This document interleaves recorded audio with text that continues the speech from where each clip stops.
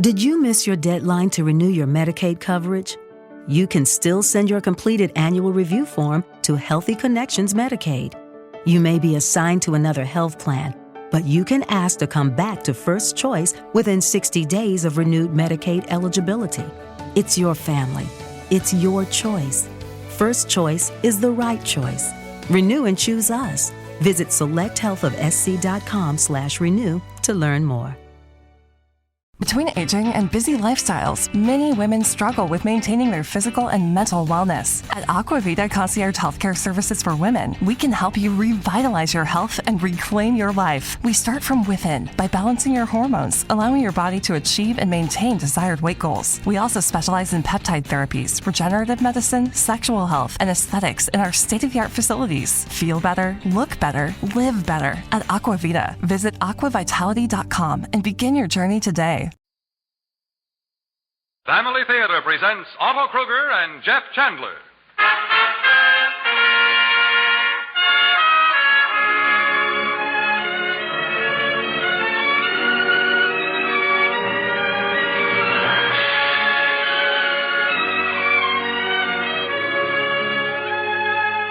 From Hollywood, the Mutual Network, in cooperation with Family Theater Incorporated, brings you Jeff Chandler in Henry Van Dyke's The Other Wise Man.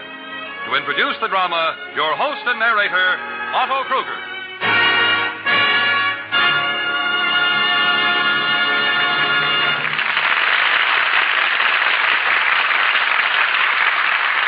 Thank you, Gene Baker. Friends, you all know the story of the three wise men of the East, how they traveled from far away to offer their gifts at the manger cradle in Bethlehem. But have you ever heard the story of the other wise man, who also saw the star in its rising and set out to follow it? The story of the fourth pilgrim, whose great desire to pay tribute to the King of Israel was denied, yet accomplished in the denial. Allow me to tell it to you then, as Henry Van Dyke first told it in his beautiful and touching tale of The Other Wise Man. The story that we first heard in the Hall of Dreams, in the Palace of the Hearts of Man.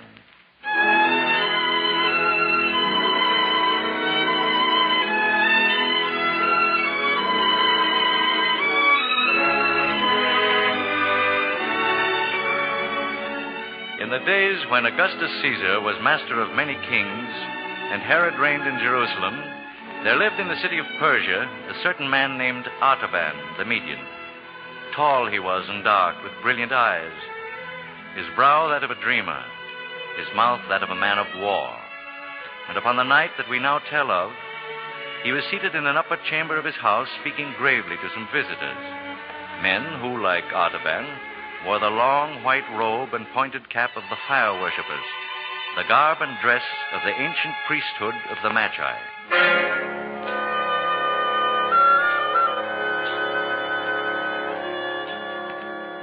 Tonight, my father and friends, let us speak of the new light and truth that lie in the prophecies of the ancient wise men of Chaldea.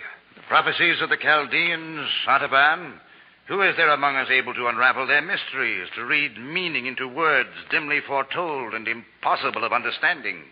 Is it difficult, Rhodaspes, to understand the prophecy of Avesta, who said, "One shall arise from the prophets of the east country, and around him will shine a mighty brightness, and he shall make life everlasting, incorruptible, and immortal"? This is a dark saying, Artaban, and one best forgotten, for it would presage the relinquishment of the powers of the Magi to some stranger from the east.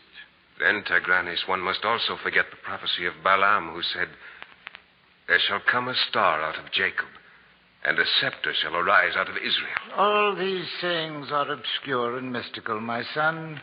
None can interpret them or find the key to their meaning. I have been able to interpret them, Father. You, Artaban? Yes, Father. For I and my three companions among the Magi, Caspar, Melchior, and Balthazar, have searched the ancient tablets of Chaldea, and are now convinced that this is the year in which the Anointed One, the Prince of Princes, the King of Israel, shall be born.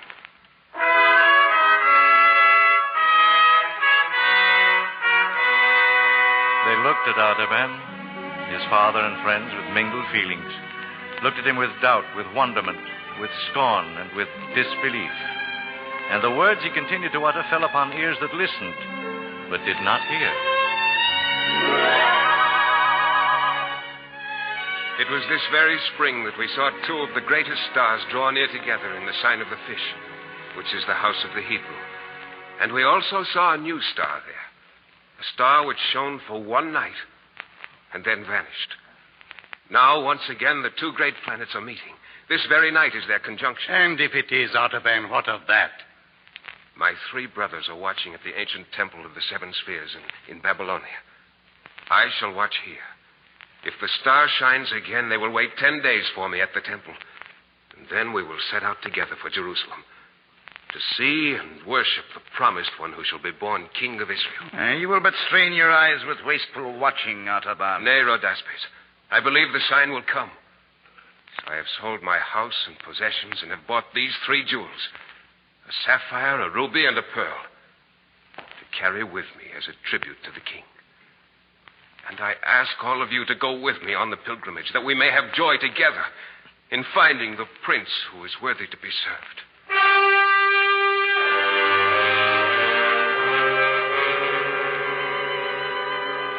As he finished speaking, Artaban placed three great gems upon a linen scroll before him.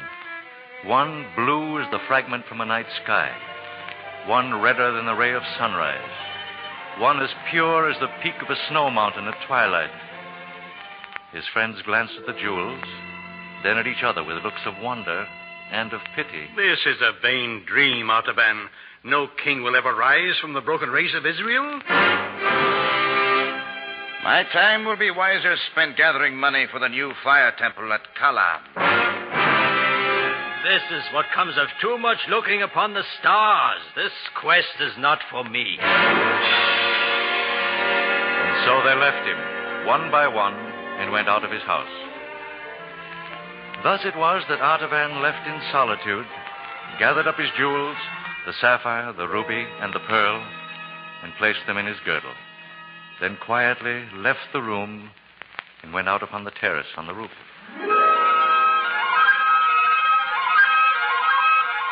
Far over the eastern plain, a white mist stretched like a lake. But where the distant peak of Zagros serrated the western horizon, the sky was clear. And Jupiter and Saturn rolled together like drops of lambent flame about to blend into one.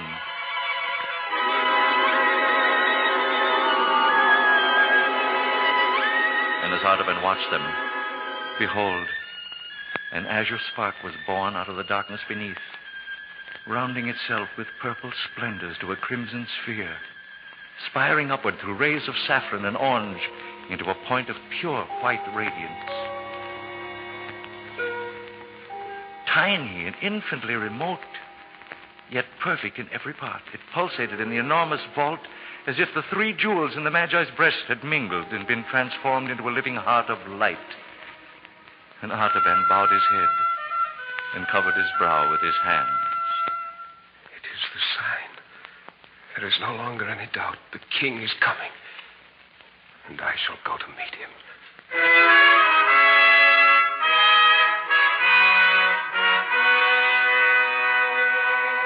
Before the birds had fully roused to their strong, joyful chant of morning song, the hooves of Vazda, the swift and faithful steed of Artaban, were beating a spirited music upon the road, and over the fertile fields of Kankabar and the rich gardens of Bagestan, through the rocky passes of Zagros and the swirling floods of the river Tigris, those gallant hooves made their rhythmic song. And upon nightfall of the 10th day, they trod the lush earth by the waters flowing near the shattered walls of populous Babylon.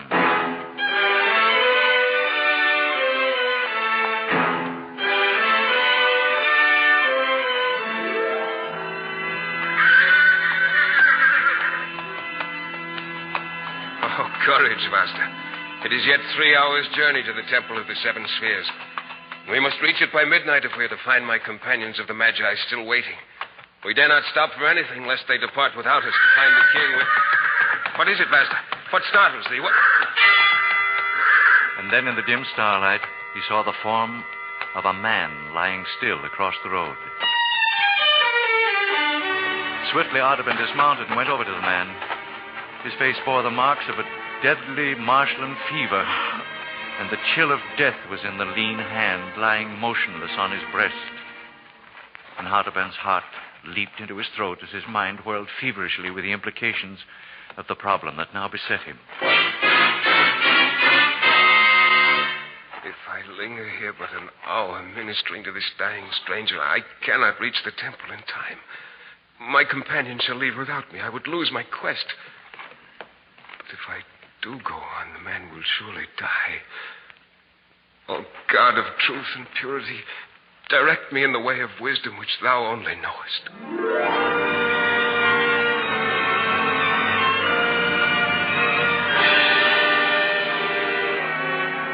And Artaban turned back to the sick man and carried him off the road to the foot of a palm tree.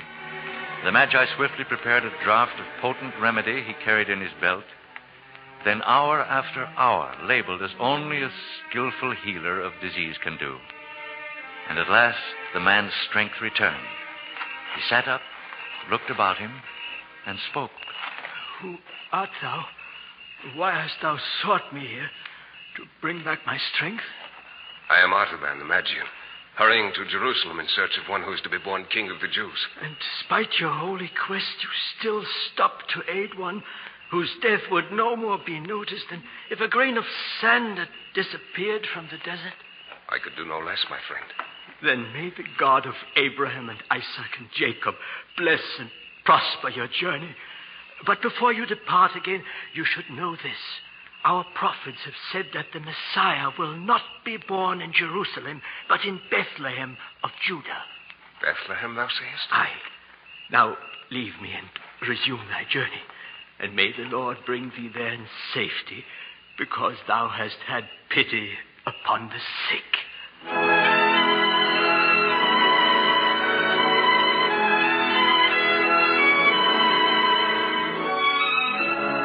So it was that when Artaban reached the Temple of the Seven Spheres, the three wise men had gone, leaving behind them only a piece of parchment under a small cairn of broken bricks.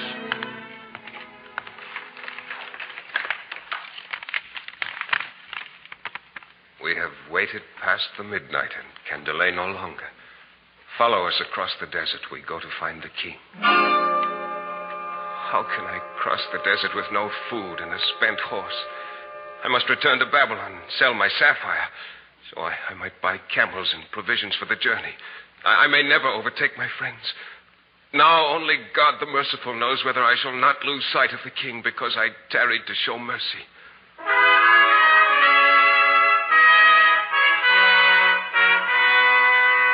And so it was that Artaban the Magi, the other wise man, with but 2 gems remaining now to offer as tribute to the king of Israel, followed Caspar, Melchior, and Balthazar across the desert. And at the other, and weary but full of hope, bearing his ruby and his pearl to offer to the king, he finally entered the streets of Bethlehem and inquired his way of a woman he heard singing within a stone cottage.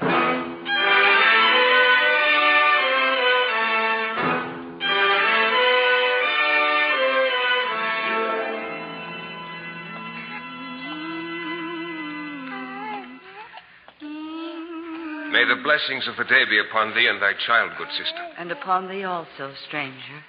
I seek 3 brethren of mine who should have arrived here in Bethlehem a few days ago. Would you have knowledge of them? If it is of 3 Magi you speak, they did appear in this village 3 days ago. Yes, that is they. What has happened to them? What did they do here? They told how they had come from the Far East, and how a star had guided them to the place where Joseph of Nazareth was lodging with his wife and her newborn child. They paid reverence to the child and gave him many rich gifts. Oh, then the prophecy has been fulfilled. The king was born. Now may I offer my ruby and my pearl to him as tribute.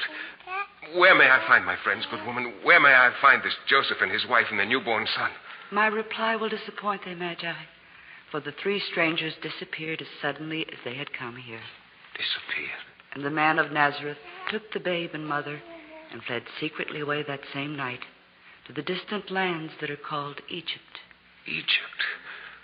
Then once again I have arrived too late. My quest is not over, but barely begun. It does not seem good to the God of wisdom to reward my search so soon and so easily. Now I must follow the king to Egypt. Bless thee and thy child, good woman, and may peace and... Those trumpets. They have within their throats the cry of doom. Oh, my child. Wait here, woman. Wait, I shall look through the doorway for the meaning of this. What is transpiring here? Why the fearful cries of terror and alarm? The soldiers of Herod. The soldiers of Herod have come to the village. They're killing our children, slaughtering our babes. Fly to the hills with your children. Fly, fly. Herod's soldiers killing our children. Oh, no, no, no. Oh, wait. Take the child to the darkest corner of the room. Cover him with the folds of thy robe and quiet his cries. I shall speak to these soldiers of Herod when they arrive.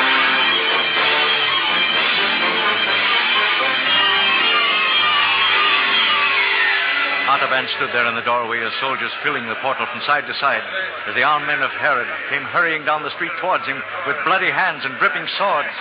Out of our way, Magi. We seek the children who dwell within.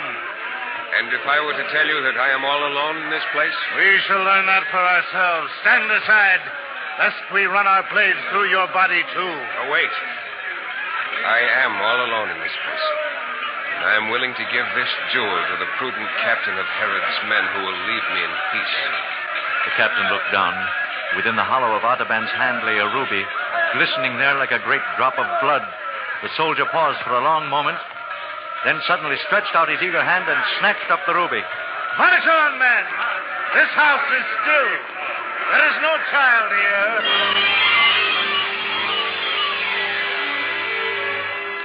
And as the clangor of arms passed by and swept down the street, Artaban re-entered the humble little cottage, looked down at the joyously weeping woman and the again smiling, happy infant clasped to her breast. Then he turned his face to the east and prayed. God of truth, forgive my sin. I have said the thing that is not to save the life of a child. And 2 of my gifts are gone. I have spent for man that which was meant for God. Shall I ever be worthy to see the face of the king?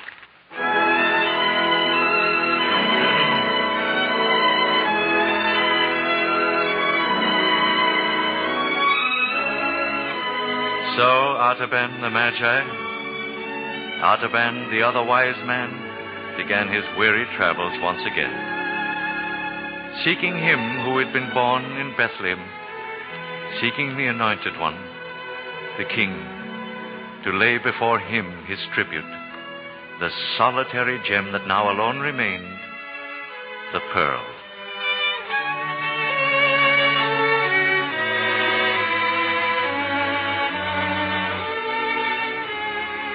Among the throngs in populous Egypt did he seek the king, through countries where famine lay heavy upon the land, and in plague-stricken cities he visited the oppressed and afflicted in the gloom of prisons, in the wretchedness of slave marts and the weary toil of galley ships. And in all this world of anguish, he found none to worship, though he did find many to help. For he fed the hungry, and clothed the naked, he healed the sick, and comforted the captive.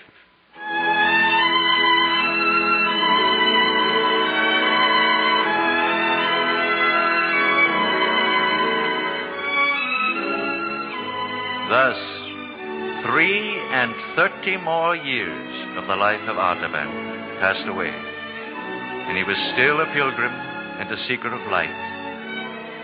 With the last of the jewels, his pearl, still held in his secret resting place in his bosom, and now, worn and weary, ready to die, but still looking for the king, he had come for the last time to Jerusalem. But there, the streets, Artaban found flowing movement of multitudes, a strong tide of people sweeping irresistibly along the ways leading to the Damascus gate. Your pardon, worthy friend. Could you tell me the cause for all this tumult?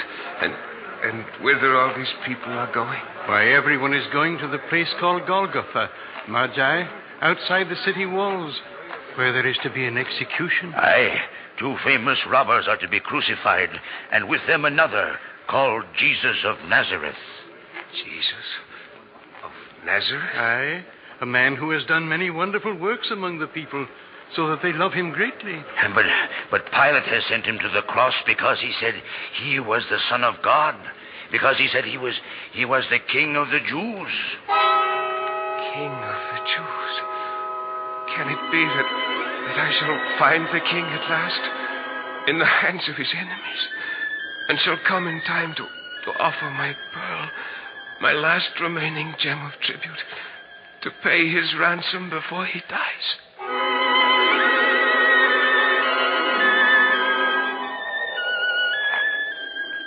Artaban's heart beat unsteadily with excitement as, slowly, with tired and painful steps, he followed the multitude toward the Damascus gate. No, you cannot take me with you. But as he reached the point just beyond the entrance of the guardhouse, some Macedonian soldiers came down the street, dragging with them a young girl with torn dress and disheveled hair. And as Artaban paused in compassion, she broke from the hands of the tormentors and threw herself at the wise man's feet. Have pity on me, wise man, for the sake of the God of purity. For I, too, am of the Magi, seized for our father's debts and about to be sold into slavery. Oh, save me, wise man, save me. Artaban trembled. It was the old conflict in his soul, that which had come to him in the palm grove of Babylon and in the cottage at Bethlehem. The conflict between the expectation of faith and the impulse of love. Twice the gift which he had consecrated to the worship of God had been drawn from his hand to the service of humanity. This was the third trial, the ultimate probation, the final and irrevocable choice.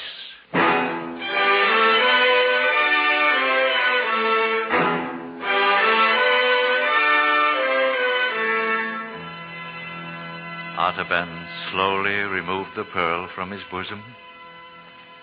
Never had it been so luminous, so radiant, so full of tender, living luster. And he laid it in the hand of the slave girl. Here. This is thy ransom, my daughter. The last of my treasures which I kept for the king.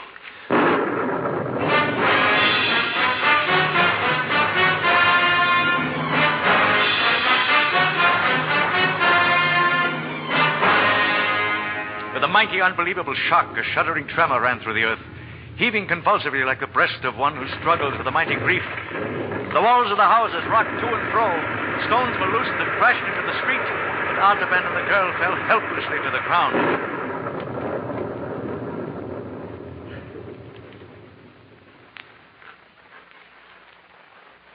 Magi. Magi. Speak to me, Magi. Speak. But the old man lay there, unanswering, his gray beard resting on the young girl's shoulder. Blood trickling from a wound in his temple where a falling tile had struck him. Now, there was nothing more to live for.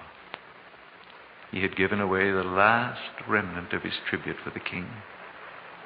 He had parted with the last hope of finding him. The long, weary quest was over. And it had failed.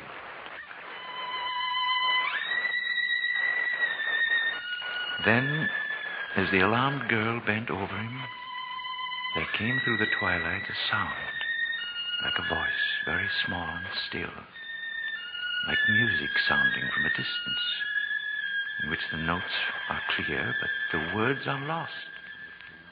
And the girl turned to see if someone had spoken to them. But there was no one there.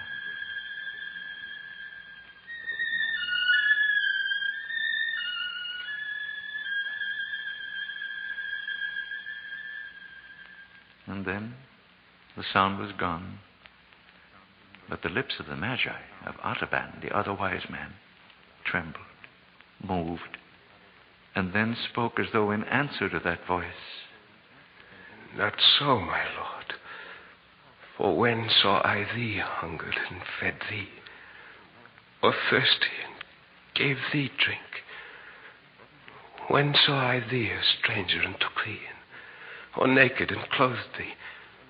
When saw I thee sick or in prison and came unto thee? 33 years have I looked for thee, but I have never seen thy face, nor ministered to thee, my king.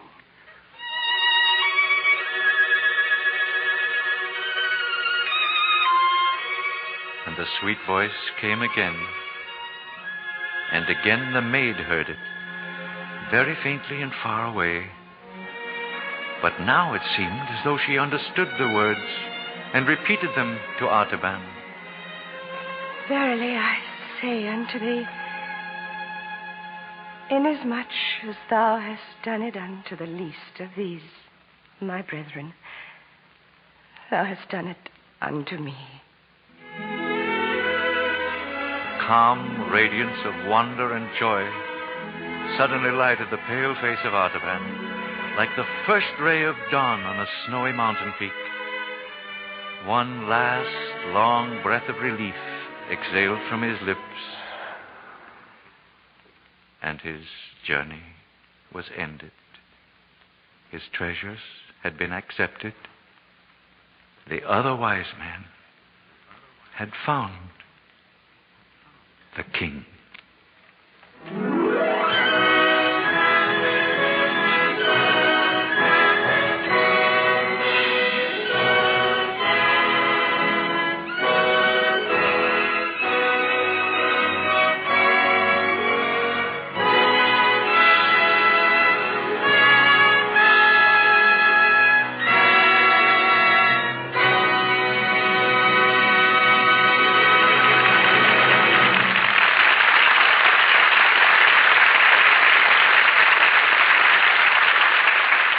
This is Otto Kruger again. Well, this week, with Christmas coming closer and all of us busy with preparations for that most joyous day of the year, we of Family Theater have a suggestion for you. No, not a suggestion about what to buy or where to buy it. We'd only like to remind you that while Christmas is a time for giving and receiving, it is above all a time for faith and prayer. Christmas will be empty, just another holiday, unless our hearts are in harmony with Him who can bring peace to men of good will. So, during this Christmas season, will you remember, no greater gift can come to you and to your home than that deep and lasting peace which prayer alone can bring. The family that prays together stays together. More things are wrought by prayer than this world dreams of.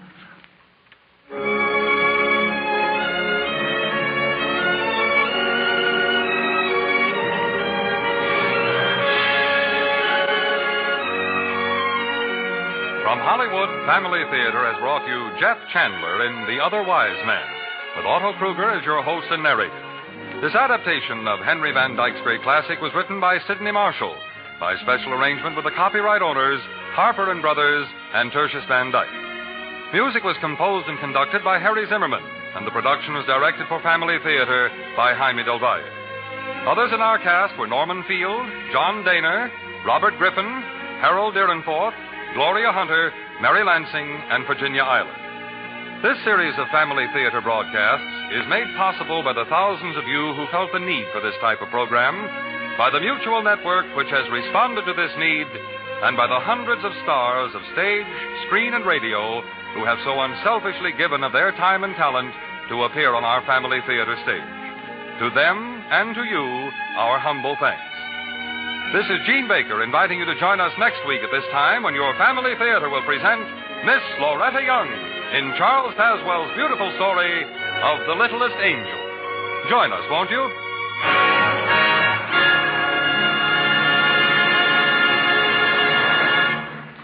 Family Theater is heard in Canada through the facilities of the Canadian Broadcasting Corporation and is broadcast to our troops overseas by the Armed Forces Radio Service.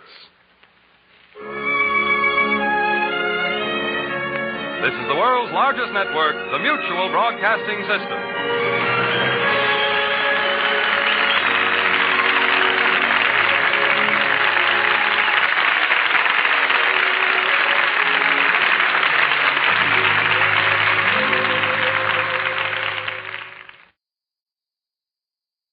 With Lucky Land Slots, you can get lucky just about anywhere. Dearly beloved, we are gathered here today to... Has anyone seen the bride and groom? Sorry, we're here. We were getting lucky in the limo and we lost track of time. No, Lucky Land Casino, with cash prizes that add up quicker than a guest registry. In that case, I pronounce you lucky. Play for free at LuckyLandSlots.com. Daily bonuses are waiting. No purchase necessary. Void where prohibited by law. 18+. Terms and conditions apply. See website for details. Okay, round two. Name something that's not boring. A laundry? Ooh, a book club. Computer solitaire, huh? Ah, sorry, we were looking for Chumba Casino. That's right, ChumbaCasino.com has over 100 casino-style games. Join today and play for free for your chance to redeem some serious prizes. ChumbaCasino.com. No purchase necessary. Void where prohibited by law. 18+. Terms and conditions apply. See website for details.